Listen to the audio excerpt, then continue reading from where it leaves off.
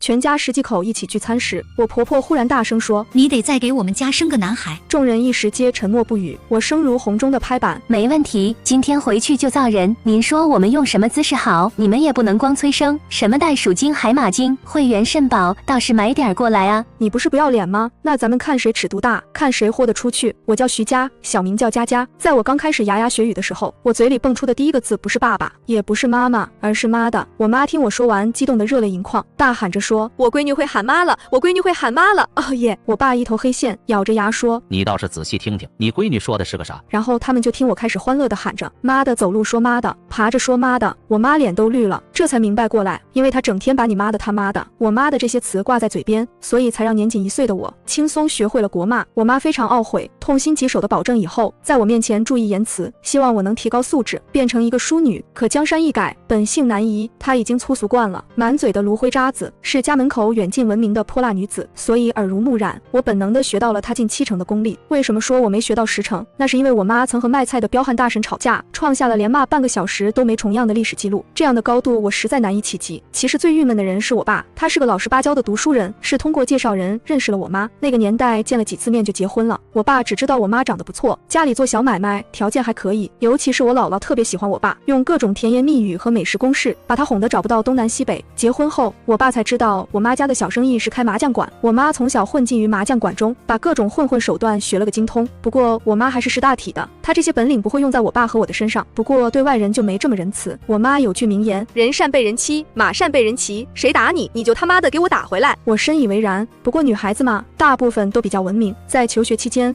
我的能力几乎无用武之地，只有在我上大学后第一次住宿，曾遇到过一个极品绿茶，因为她男朋友夸过我一次衣品好，她就开始看我不顺眼。每次只要我在宿舍里学习，她要么大声和男朋友讲电话，要不就公放一些摇滚音乐，故意制造噪声。她和我交流也从来不走寻常路，不是酸就是损。我温柔地给她提了2次意见，她不仅不接纳，还经常背着我说风凉话。最过分的是，有次她偷偷拍了我换衣服的照片，发到了班级群里。我看到照片后怒不可遏，刚要质问她，她立即撤回了照片，装模作样的说：“哎呦，对不起啊，我手滑。”手滑是吧？我不再和她废话，一把揪住她的头发，把她拖到宿舍门口，然后一巴掌扇到她脸上。你个不知死活的臭婊子，这么喜欢看别人脱，信不信我给你脱光了挂在外面？你他妈是不是欠人干啊？他被我打傻了。接下来我对他进行了长达10几分钟的侮辱。再后来，这个绿茶就老实了，还申请换了宿舍，宿舍里人人叫好。大学毕业后，我按部就班的找工作结婚。我是在一次婚礼上遇到了现在的丈夫王健，他虽然是农村出来的，可学历不错，工作也挺好。我和他相处了一阵子，发现他为人上进，性格温和。由于从小就在外求学，自理能力很强，洗衣煮饭样样行，正好弥补我不愿意做家务的缺点。王健的原生家庭一般，他是家中的第3个儿子，他父母在老家和他大哥、二哥住在一起，很大概率不会和我们一起生活，所以我也不担心。在婆家一向是走个过场，做些面子工程。就这样，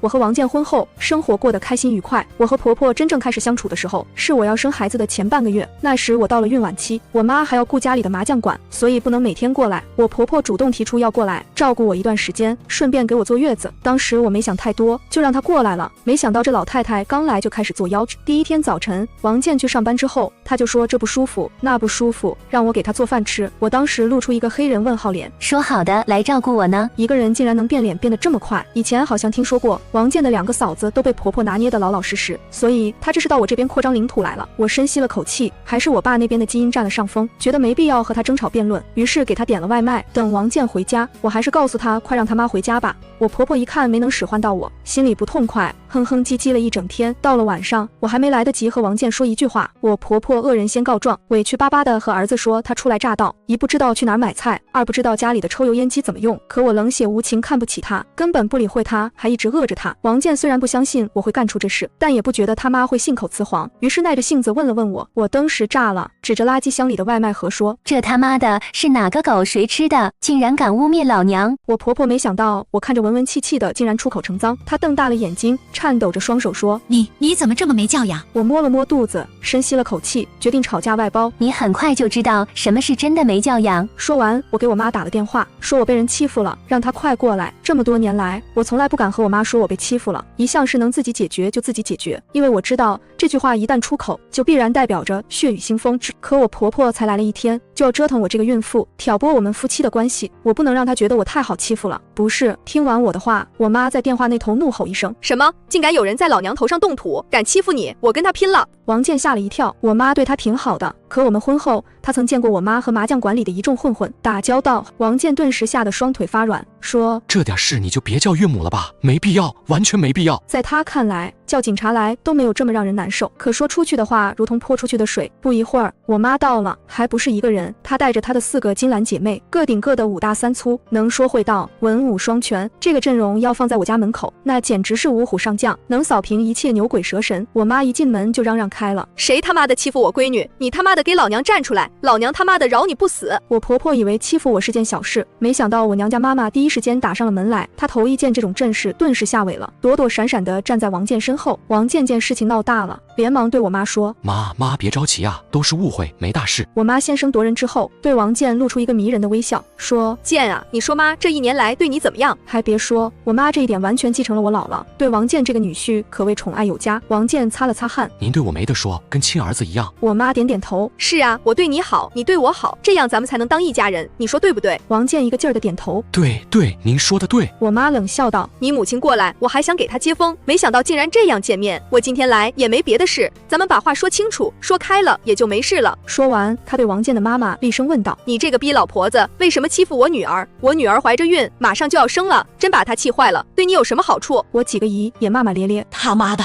欺负我们佳佳，你好大的胆子！要是孩子身体不舒服，你赔得起吗 ？MLGB 的，赶快道歉！我摸着肚子坐在一边冷笑，想欺负我没这么容易。王健他妈见事情躲不过，只能硬着头皮道：谁欺负他了？你们别瞎说。我知道这时该我说话了，于是道：不是你跟王健告状，说我不给你饭吃，不理你吗？明明是你说你不舒服，让我给你做饭，我肚子太大了，做不了，就给你点了外卖，外卖记录都在，吃剩下的盒还在厨房呢。我妈喝道：你不是说来照顾我闺女吗？你就是这么照顾的，她肚子这么大了，你他妈的让她做饭给你吃，你怎么好意思的？我几个姨也说：见过不要脸的，没见过这么不要脸的。王健皱着眉头，扯了扯婆婆的衣服：你搞这些做啥呢？佳佳怀着孕呢，你到底来帮忙还是来捣乱啊？可婆婆不是个善茬，不然就不会在老家一众女眷中力压群雄了。她撇撇嘴，挺着胸道：谁说我吃饭了？我啥也没吃，我都饿了1天了。你老婆心真狠啊，她只给自己买吃的，根本不管我。她嫌弃我是从农村来的，呜呜呜呜。说着，我婆婆就开始了她的表演。我被她倒打一耙，顿时很郁闷。我们家没有监控，她死活不承认，我真没辙。我被气炸了，拎出那些外卖盒说：你敢说你没吃过？我一个人有必要点这么多吗？那些完全是2个人的量，而且她吃的超级香，连个渣都没剩，现在竟然还好意思倒打一耙。婆婆面不改色的挑了挑眉：我根本没吃，都是你自己吃的，你怀孕了吃得多，这还不正常吗？说完，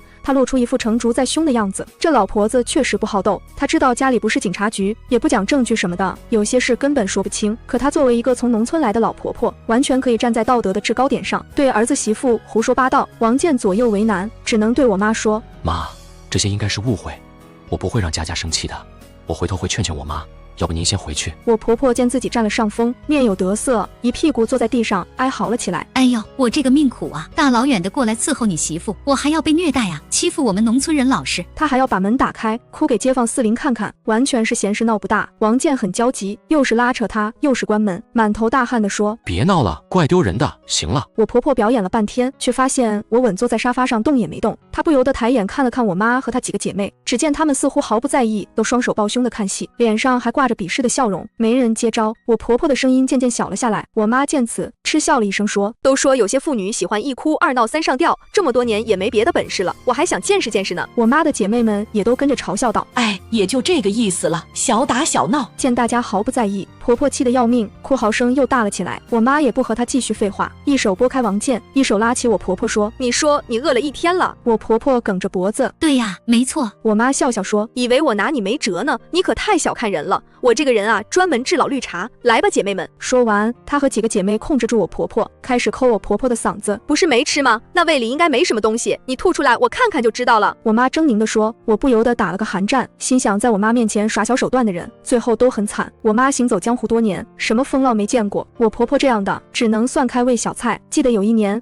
我妈和几个金兰姐妹去旅游，遇到一个无良导游，当时导游嫌他们消费低，在大巴车上指桑骂槐，还扬言要把我妈他们关起来。若是一般人，可能这口气就忍下了，可那天车上的人是我妈，所以那个导游经历了他职业生涯中最恐怖、最悲惨的一天。他被几个5大3粗的大妈们围攻，是连打带骂，连挠带踢，最后被从车上踢了下去。据说那个导游留下了严重的心理阴影，后来再也不敢接我们这个地区的旅行团了。我婆婆被我妈吓坏了，眼神中露出恐惧，喊道：你们放开我，你们别动手啊，小心我报警！剑啊剑啊，快赶他们走！王健刚想过来阻拦我妈，被我一个一巴掌扇飞了。他捂着脸无语地望着这些凶神恶煞的大娘，喊道：妈，咱不用这样吧，这也太过了。我妈淡淡地望着王健说：健啊，妈是个讲道理的人，你妈不是说她没吃吗？我就想知道谁说的是真的。他拔高声音道：要是你妈真没吃，我摆一桌席让佳佳侦查认错，可要不是就是她故意胡说栽赃，败坏佳佳的名声。人活一张脸，树活一张皮，我一定得讨个说法。王健头疼的要命，无奈之下只能喊道：妈，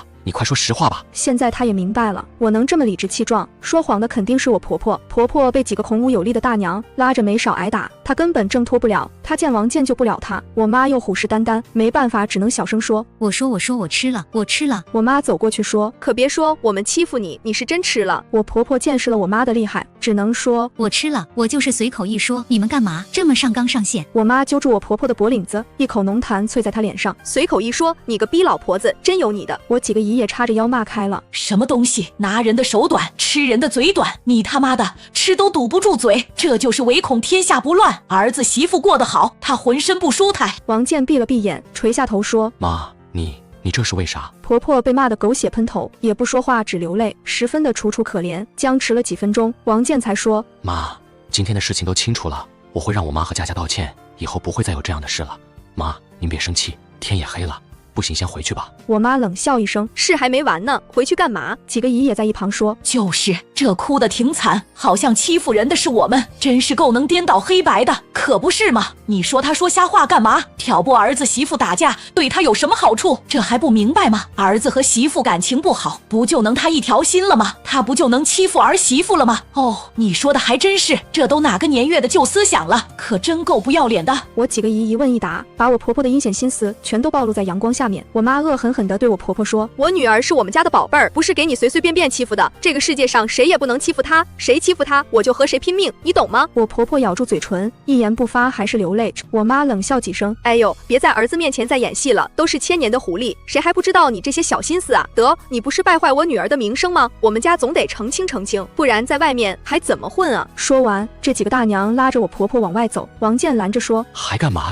这不是完事了？我妈理所当然地说：得澄清啊，这附近都是邻里邻居的，多少年的老街坊了，我们家的闺女可不能背这口黑锅。说完，我妈把我婆婆拉到楼底下，开始对她公开处刑，把我婆婆的恶行恶状添油加醋告诉了楼下来往的每个人。大家都对婆婆指指点点，这人怎么这样啊？儿媳妇都要生了，还来这一套。佳佳他妈那是好惹的吗？这真是自己找死。要不说不能找这样家庭的，这不就差点被欺负了？有这么个婆婆，还是离婚的好。我婆婆被骂得满脸通红，恨不得找个地缝钻进去。王健好说歹说，我妈才把我婆婆放回来。我婆婆脸如死灰一般，看起来生无可恋。她那些引以为傲的小手段，在我妈面前如同小孩，用尿和泥全部不堪一击。这时，我爸终于姗姗来迟，他对王健说：你岳母也是爱女心切，毕竟佳佳怀孕了，月份都大了。和我妈配合了这么多年，我爸深谙打一棒子给一个甜枣的道理，他是特意过来给王健找一个台阶下。王健看到我爸后，泪眼汪汪地说：爸，我真的……估计他从来没觉得我爸这么亲切。我爸只能说：别说了，我知道这事不怪你，一切都过去了，你好好安抚你母亲，让她别想这么多，过日子嘛，日久见人心。我们家都是老实人，你好好对佳佳，我们不会亏待你的。我婆婆在一旁听了，眼珠子都快凸出来了，心想：你们家是哪门子的老实人？我爸接着说：今天也够乱的，我们先把佳佳接走了，你母亲也受了惊吓，你找个时间送她回家休息吧，等她走了，我们再送佳佳回来。这意思很明显了，就是送走你妈，我才会回家。王健呆住了，说：爸，我妈她认识到了错误。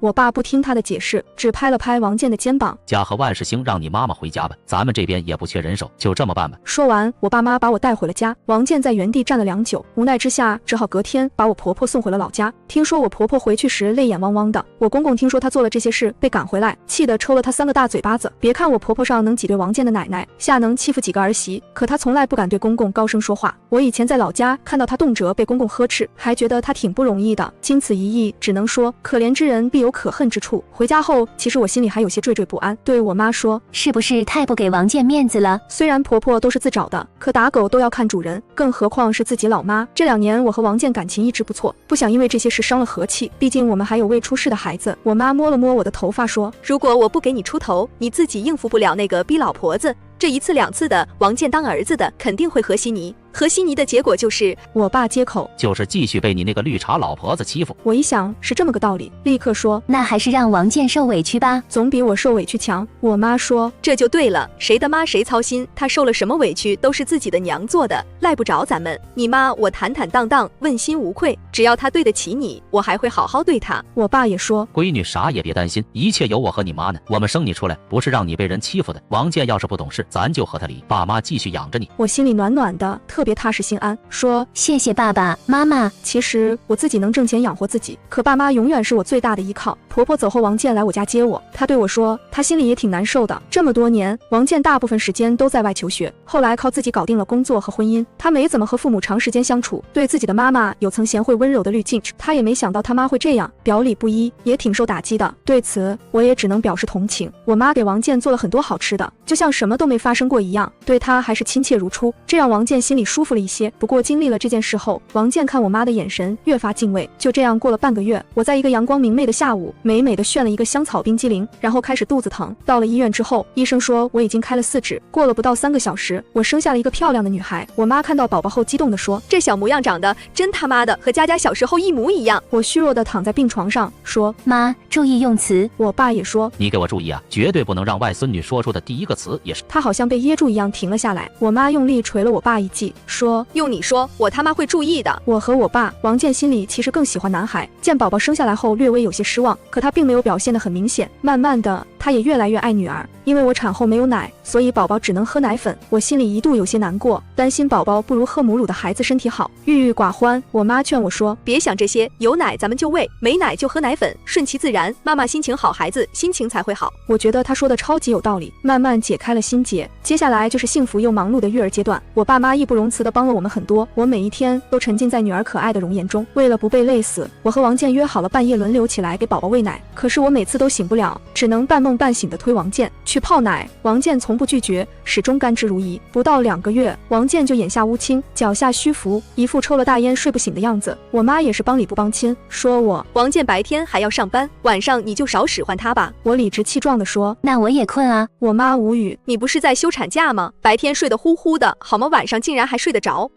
这是我亲妈。王建笑着说，妈，佳佳刚生完孩子，需要好好休养，我身强力壮，没事的。我妈叹了口气，只好天天给王建熬汤，生怕他一时缓不过来，就抛下我们母女去了。人家都是给产妇熬汤下奶，只有我妈每天给女婿熬汤。婆家收到我生了个女孩的消息后，只说了句挺好，然后就再无消息，既没有出钱，也没出人。王建怕我多想，忍痛拿出5000私房钱，说是公婆给的。我心想，你就这么点私己都掏了出来，以后估计连烟都抽不起了。可为了他的脸面，我也没有揭穿，毕竟不是谁都像我一样能摊上开明负责的好父母，而且我的孩子是给自己生的，并不需要那些人负什么责。别人喜不喜欢不重要，我喜欢就行了。产假结束后，我打算正式辞职，全心全意照顾宝宝，全职在家看孩子。我妈100个不同意，说让我死了这条心。宝宝这么小，我不想离开他。我惆怅地说，还有啊，专家说宝宝的前3年非常重要，一定要有亲生妈妈的陪伴才是最好的。我生完宝宝后，母爱爆棚，1分1秒也不想离开我的宝宝。之前我还立志要当个职场妈妈，要完美兼顾家庭和工作，现在这个念头早就被扔到爪哇国去了。我妈翻了个白眼，这是哪个狗屁专家说的？合着当妈的全都喝西北风去呗。我说你不懂，我看了很多育儿的专栏，都是这么说的，这样孩子才会带得好，长大了也会最亲我。再说我还有存款，王建挣的也多，我们在生活上完全没问题。之前选择王建也是因为他虽不算富裕，可未来可期。我妈却直接泼了我一盆冷水。王建愿意养你是好事，可他愿意一直养着你吗？你自己总不能没有任何谋生能力，3年不上班以后还能找到合适的工作吗？错过了好机会，你要一直全职下去吗？我妈质问道。我吐了吐舌头，就算不上班，我也能找到喜欢做的事情，在家也挺好的，逛街看电影，美甲追剧，去健身房，我都能打发时间。再说我娘家条件也不错，我不用担心生活。我妈语重心长地说，你实在太天真了，你说孩子需要陪伴，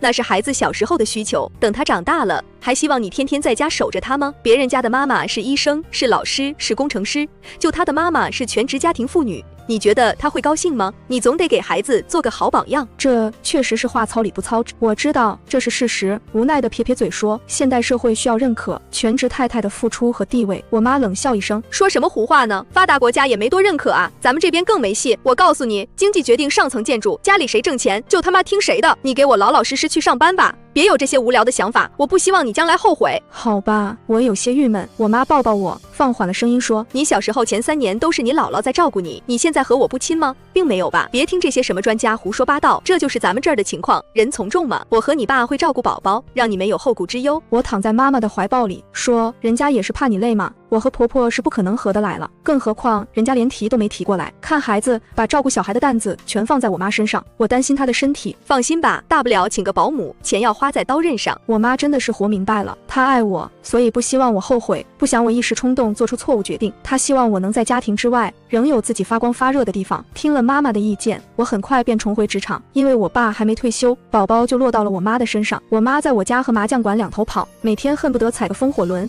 为此我们只好请了个阿姨，每天帮着做家务带孩子。虽然我挣的钱和给阿姨的一样多，但我知道工作的意义不仅仅于此。就这样，宝宝渐渐长大，还越来越好带。有时听着他软软的喊着我妈妈，看着他和王健和我爸妈可爱的交流互动，我真的打从心眼里觉得幸福。这几年间，我们和婆家的关系如同温水一般，除了逢年过节有些来往，其余时间一概不见面不交流。公婆对宝宝这个女孩根本看不上，几乎是问都没问过，只私下里和王健嘀嘀咕咕的，也无非是找他要钱。王健资助过他们几次，数额都不大，我也都睁一只眼闭一只眼过去了。直到今年，婆家那边遇到了一个大机遇，可以说是垮了，一声雷陡然而富，老家的破房子拆迁了。这件事可真令人意外。几年前我嫁给王健的时候，公公就一直向我炫耀，说是附近有可能会拆迁，到时候他们家就有钱了。我当时觉得就是他们的异想天开，是给自己家徒四壁找的心理安慰，谁知道竟然还真有这么一天。所以再次轮到回王健老家过年的时候，王家可以说是鸟枪换炮，焕然一新，尤其是新房门口竟然还摆着一对石狮子，我真他娘的想骂一句，这什么鬼东西，以前穷的叮当响，看来一直做着富家翁的梦呢。人也是很奇怪的生物，只要一有钱立刻就趾高气扬了起来。之前我妈狠狠收拾过我婆婆，那以后她再也没在我面前摆过谱。可这次我带着孩子来老家过年，明显感到我婆婆对我的态度漫不经心了起来。不仅如此，王健的2个嫂子也比从前看着高傲了不少，他们都生了儿子，而我只生了个女儿，2个人话里话外都各种提到儿子，优越感极强，我真无语。这就是为什么网上有人一直讨厌一些男宝妈，我懒得理他们，打算熬2天就走。可就在当天下午，我陪着宝宝在院子里玩，上个厕所的空档，我看见王健二哥家的儿子抢宝宝的玩具，宝宝不给，王健的二嫂竟然一把把玩具抢了过去。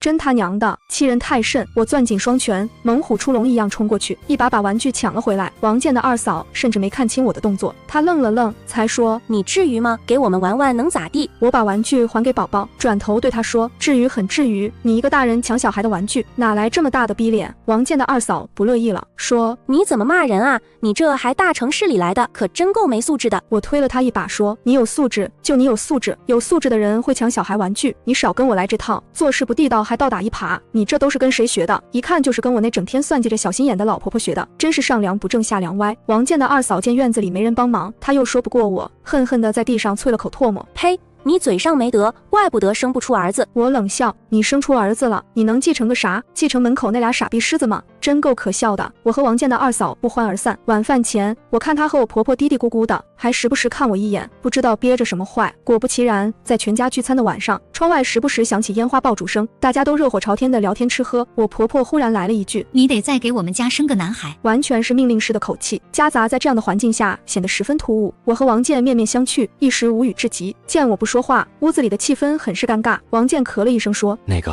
大过年的，别说这个，大家都吃吧。”说完，轻轻拽了拽我的衣服，暗示我过去就算了。我运了口气，犹豫要不要干票，大的已绝后患。可宝宝还在，我又心生犹豫。就在我摇摆不定的时刻，我公公忽然说：“你妈说的没错，你们大哥有1个儿子，二哥有2个儿子，咱家就你们没儿子，这将来可怎么办？”怎么办？我实在不知道没儿子能怎么办，会被活埋吗？还是要交人头税？王健看了他爸一眼，说：“我们有自己的计划，你们就别操心了。”说实话，这几年我和王健也犹豫着要不要生生的二胎。王健始终是个农村男人，对儿子很有执念，而我是觉得孩子很可爱，有个妹妹或者弟弟都挺好，而且我肯定不会忽视老大。可无论如何，这些都该是我们自己决定，外人绝对不能干涉。我感觉公婆二人是典型的好了伤疤忘了疼，一有钱就开始在我的雷区上蹦跶。难道他们以为我到了他们的地盘就会任他们摆布了吗？我公公一摆手说：别怪你妈多嘴，我们老人也是担心你们。你们今天给我个准信儿，生还是不生？你看咱们老王家，我有3个儿子，那可是对得起咱家的祖宗了。你们也得有儿子继承香火才行。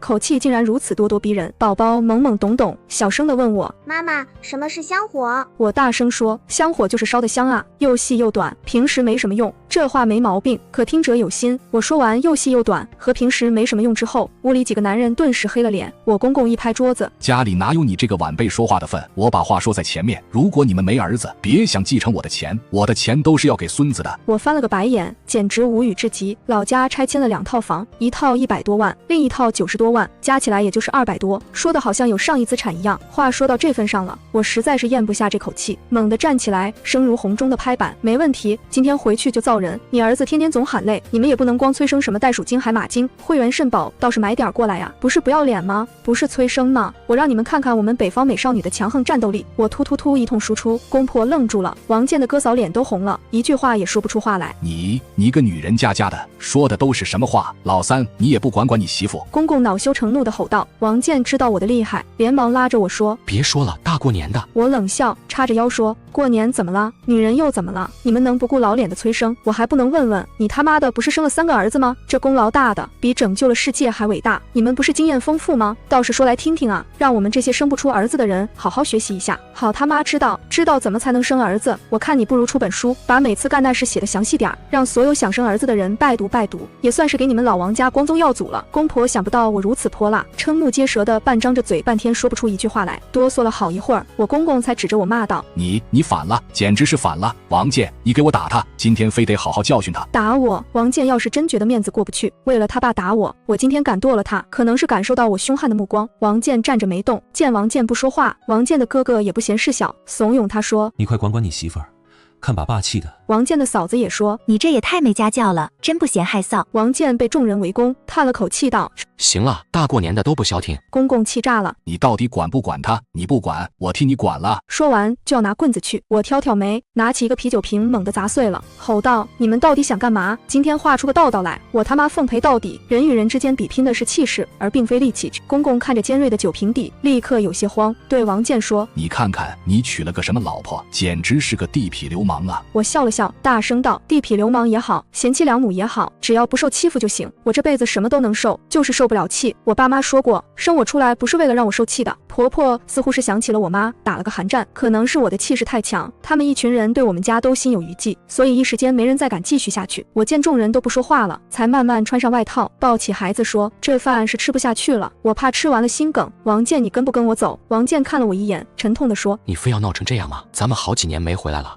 你就不能为了我忍一忍？我深吸了口气，对王健说：人善被人欺，马善被人骑，你们家到底是什么好日子，需要忍着才能过下去？王健哑然道：你怎么这样说？我没心情和他继续下去，毅然地抱着宝宝转身离开。等我坐上车，我的心脏一直在突突地跳个不停。虽然我表面上凶悍，可这些年并没经历过什么重大冲突，我也只是色厉内荏。好在我并没有吃亏，没给我妈丢脸。我在门口等了王健5分钟，见他没有跟出来，终于彻底失望，开车离开了这个狗屁地方。离开婆家后，我找了个酒店住了下来。这时我才收到了王健发来的信息，说他要留下安抚一下他爸他妈，暂时不能和我一起回家，让我注意安全。简直是放屁！我没理他，转天就开回了自己家。我现在无比感谢我妈对我的鞭策和支持，这些年我没放弃工作，我会开车，我有财产和娘家，所以我能毫无顾忌的离开让我恶心的人和事。我妈见我大过年的往家跑，顿时明白发生了什么，她气得冒火，恨不得跑到王健老家去教训他们。王健这个狗娘养的，竟然不陪你们娘俩回来！我已经冷静下来说，王健自然是有他的打算，毕竟我公婆有钱了嘛。我妈明白我的意思，冷笑着说：真是个好大一只白眼狼。我心里其实挺难受的，尤其是宝宝。焦，还不知道发生了什么。可我很快压下了自己的焦灼。现在是过年，好不容易的假期，在我自己家，我要安安心心的吃好喝好，过好这个年。直到初6都过了，王健才施施然从老家回来。他来时，我让我爸妈带着宝宝出去了，打算和他一个人摊牌。见我孤零零的坐在客厅里，王健露出一个微笑：“亲爱的，这是干嘛呢？咱爸咱妈呢？孩子呢？”我也扯出一个笑：“回家了，不安抚你爸你妈了。”王健清了清嗓子说：“佳佳，这么多年了，你也得改改这个脾气了。说实话，我爸妈就是人老了，多说了几句，你也不用这么大脾气。大过年的转身就走吧。”他神情中露出不悦：“你这一走，亲戚邻居们都怎么看啊？我爸妈多没面子，你也不能什么都听你妈的，做人家媳妇的哪有这么斤斤计较的？你真的是有点不懂事。”见我好整以暇地看着他，也不说话，王健心里直突突。过了片刻，他放缓了口吻说：“这几天你们过得怎么样？宝宝想我了没？”我看他没话找话，才说：“王健，其实你和你妈特别像，可惜我到今天才看明白。”哼，我冷冷地说：“王健，你和你妈一样爱耍小聪明，喜欢一点一点地探人底线，一旦有机会，你会把对方攥在手心里，耍得团团转。唯一不同的是，你的学历和经历都比你妈好，所以你的表现也更高明。”王健脸上的笑容有些僵，说：“亲爱的，你怎么这么说？”我淡淡地说：“当初你要在城市里立足，所以想选一个城里的女孩结婚。那时你能依靠的只有体面的学历和工作，可这些条件想找我这样的对象还不太够，所以你还要知情识趣、温柔体贴，这些你都做得很好。”我轻轻摇摇头，自嘲地笑了笑。现在想想，我快生孩子时，你妈过来刁难我，其实你不是不明白，你只是假装和稀泥，借你妈的手看我的底线在哪里，却没想到我妈来替我出头，你们踢到了铁板，发现得不到任何好处，你就果断把你妈送走了。王健怔怔地看着我说：“你怎么能这么说？”我说：“你就别否认了，现在想想，其实你心里对我和我妈很有意见，可你知道当时不能翻脸了，谁来看孩子，谁能帮衬我们，对吗？有些事真的要经历过挫折才能看清。这些年你知道，你爸妈能帮我们的很有限，所以你也不在乎你爸妈那边踏踏实实的和我过日子。后来你爸妈拆迁了，有钱了，你就动了心思。”我冷冷地望着王健：“这次过年，你爸妈之前就和你说过，让你生儿子，对不对？所以你明知道你父母会对我施压，却什么都不提，你是想看着我腹背受敌，让你妈报往日之仇，对吗？”说真的，我不想用这些阴险的心思揣测枕边人，可那夜我从王家开车回酒店，我一下就想明白了整个事情的前因后果。这件事看似是婆家想给我一个下马威，要催生2胎，实际上是王健默许的，他是故意坑我，想让我长个教训，想打压我的气势。这些做法其实跟我婆婆当初做的是一模一样，简单说就是想拿捏我。而我翻脸离开的时候，他不跟我走，是因为他知道我也不能把他怎么样，他却不想为此得罪有钱的父母。听我说完，王健脸上的笑容渐渐消失，说真的，我在结婚以前，很多同学劝我，让我不要找王健这样的，最好找个门当户对的对象，可我并不在意，我觉得只要男方人品可靠，能力出众，总归能过得不错。可惜我错了，能力出众确实可以通过种种表现看出来，可人品是否可靠，这个太虚无缥缈。从道理上讲，王健也没什么大错，他只是特别自私虚伪，喜欢耍小聪明小手段，他还重男轻女的厉害，总是想尽办法让我再生一个孩子，以满足他那颗想要儿子的自尊心。人生太长，这种人防不胜防。我轻轻地开口：“王健，我对你太失望了，失望的已经无法继续下去了。”在他心里充满了算计，我现在不知道他是否有过真心。王健听到我绝望的语气，终于慌了，他跑过来急切地握着我的手说：“亲爱的，你别这么想我，你误会我了。”我甩开他的手：“我和你在一起这么多年，对你始终掏心掏肺，我爸妈出钱出力，从没给你任何气受。可你呢？你有心吗？你心里是不是只有你自己？”王健紧紧抱着我，摇头说：“不是这样的，亲爱的，我爱你，我爱咱们的家，你别生气了。”我冷冷地推开他：“离婚吧，我没办法和你继续生活下去了。”王健脸色惨白，嘴唇哆嗦了2下说：“你不要这样，不要这么轻易地说出这种话，好不好？”看起来像个委屈的小媳妇。我冷笑：“咱们在一起这么久，我可从来没提过谁离婚谁2个字。你知道我这个人吧，心眼时只有真心这么想才会这么说，我不爱玩虚的，一向是直来直往。”王健深吸了口气说：“你不能为了这么点事胡思乱想，跟我闹离婚，你这是欲加之罪。”我无语，我说的是不是真的？你心知肚明，人生这么长，我不能和一个靠不住的人一起生活。哪天你把我卖了，我都不知道。我有时就是太小看男人了，总觉得他们很单纯，实际上单纯的那个是我。王健猛地站起来说：“我没有，我不是你想的那样。”我淡淡的说：“那是什么？我也想听听你的说法，总不好一竿子打死他。”我是有心结。他的脸上闪过一丝不自然的神色，轻声道：“一直以来，我都知道自己条件不好，你爸妈对你这么好，可我爸妈……见他欲言于止，我只能说你爸妈不好也不是我的错，这都是命。王健指着我说，你看，你又来了，你总是高高在上的指责我，话里话外全是优越感。那年我妈来的时候，我心里特别忐忑，我怕你嫌弃她，怕你和我妈处不好。我整个一大无语，你们娘俩真是亲生的，思想果然同频，合着你妈是怕我虐待她，所以先发制人，对吧？说好听点就是自卫呗。王健垂下眼帘，其实我知道我妈的心思，她没有底气面对你这么个条件好的城里媳妇，所以才想拿捏你。我勃然大怒，合着我为了照顾你们的自卑情绪，必须被你们欺负一下才行？这个世界什么时候这么疯狂了？这也太他妈气人了！王健抹了把脸说，对不起，佳佳，对不起，这就是些落后的思想，狭隘、偏执，不够体面。我恨这些东西，可我不能否认自己的出身，我身上做不到，完全没有这些痕迹。我哑然。王健抬眼看着我说，这些年我爸妈背地里催了我很久，说让咱们生儿子。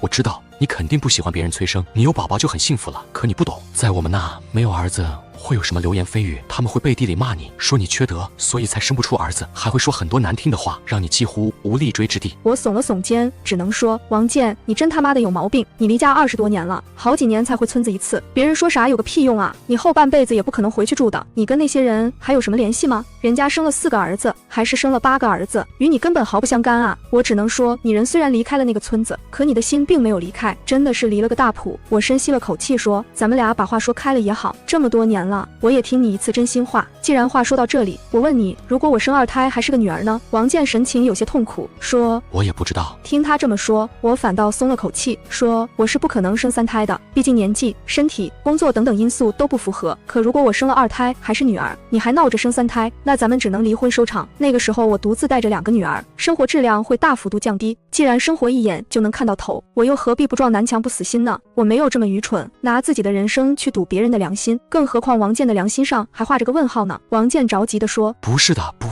咱们可以试管，这样肯定能生儿子。我越发觉得自己冷静明智，说，做试管受伤害的只是女性，我不愿意。再说就算是真的生了儿子，以你的性格，咱们女儿将来有可能会生活在重男轻女的家庭里，我不能让她过那样的生活。总之你我之间前有阻碍，后无退路，纠缠下去只是两败俱伤，还是放手吧。说出这句话我心里也微微刺痛，人孰无情啊。王健双眼发红，说，你怎么能这么轻易说放弃？人生也不是非黑即白，怎么过不是过，你怎么就这么一点亏也不吃？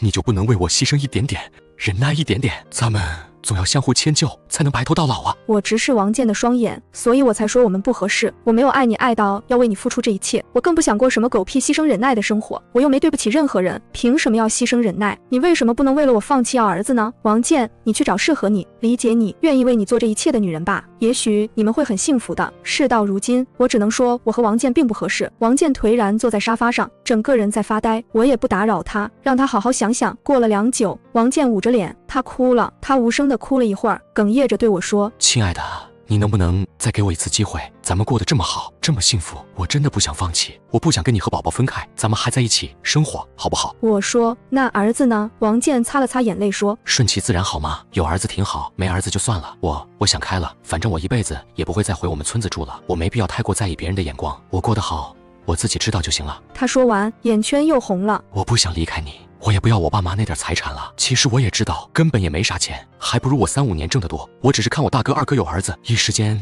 有点糊涂了。佳佳，你能不能原谅我一次？见我沉吟不语，王健焦急地拉着我的手。佳佳，我的工资都在你手里，车也在你的名下，明年咱们换房也写你的名字。我真的是有诚意的，想和你永远生活在一起。你别因为一点小事就提分手。我也是个普通的有缺点的人，会有一些做不好的地方，可我现在认识到了，我一定会改的。你能不能再给我一次机会，让我取保候审，以观后效？他说的真切，让我心里也有点酸。我想了想，也抽了抽鼻子说，那我看你表现，只要你表现不好，我立刻就甩了你。王健高兴地抱着我，流着泪说，佳佳，谢谢你，我会好好表现的，我以后不会让你受一丁点委屈。我揪了揪他的耳朵，但愿如此，因为家里很久没住，王健提前回去屁颠屁颠地打扫卫生。不一会儿，我爸妈带着宝宝回来了，看我的表情，我妈露出一个耐人寻味的笑容，搞定了。我点点头，我妈轻笑说，我早就说过，王健和他妈一样，都是小聪明，没大胆子，时常敲打，确实没坏处。